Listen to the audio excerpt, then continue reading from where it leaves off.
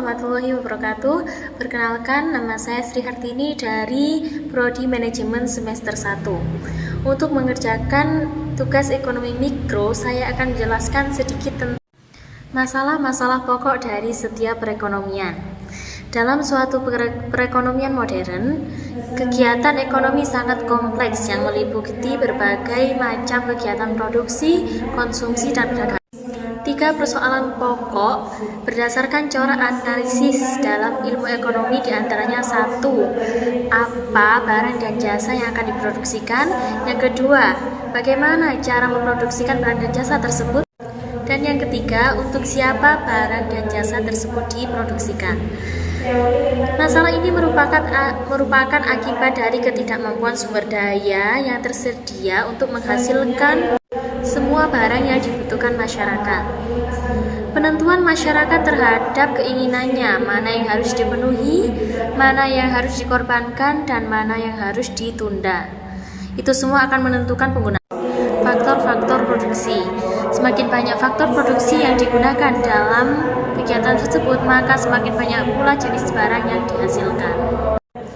Dan yang kedua, bagaimana cara memproduksi barang dan jasa tersebut?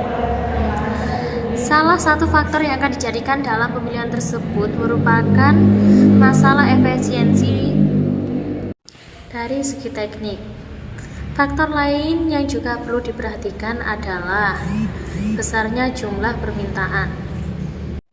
Dan yang ketiga adalah untuk siapa barang dan jasa tersebut diproduksikan. Masalah selanjutnya yang harus dipikirkan oleh masyarakat adalah bagaimana mendistribusikan keseluruhan pendapatan masyarakat kepada berbagai golongan dan individu dalam masyarakat itu. Untuk menjawab persoalan ini, yang pertama harus dilakukan adalah bagaimana cara pendapatan dari faktor-faktor produksi, yaitu bagaimana caranya upah tenaga kerja, sewa tanah, bunga modal, dan keuntungan para pengusaha. Analisis ini akan memberikan jawaban bagaimana mendistribusikan barang-barang yang diproduksi. Selanjutnya adalah batas kemungkinan produksi. Persoalan-persoalan yang dihadapi suatu perekonomian dapat ditunjukkan dengan pertolongan grafik. Perlu digunakan beberapa pemisahan penyederhanaan dalam menerangkan batas kemungkinan produksi dan kurva. Di antaranya, 1. Tercapainya tingkat penggunaan tenaga perekonomian yang penuh. 2. Tidak dapat menambah jumlah faktor-faktor produksi. Yang ketiga, tidak ada perubahan dalam tingkat teknologi. Dan yang keempat, menghasilkan 2 jenis barang dalam perekonomian. Selanjutnya adalah kurva kemungkinan produksi dan masalah ekonomi. Analisis yang terdapat dalam bagian batas kemungkinan produksi dapat digunakan untuk menjelaskan masalah suatu masyarakat atau perekonomian.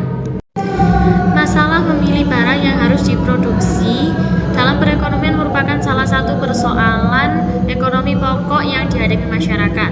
Analisis tersebut juga dapat digunakan untuk menerangkan masalah pengangguran dan masalah ekonomi yang tidak stabil, seperti memilih jenis barang yang harus diproduksi. Selanjutnya, masalah pengangguran dan masalah pertumbuhan ekonomi yang lesu. Yang terakhir adalah sistem perekonomian. Terdapat berbagai perorganisasian perekonomian yang berbeda-beda di dunia. Yang mempengaruhi perbedaan bentuk organisasi perekonomian adalah nilai-nilai kebudayaan, pandangan politik, dan ideologi ekonomi dari suatu masyarakat.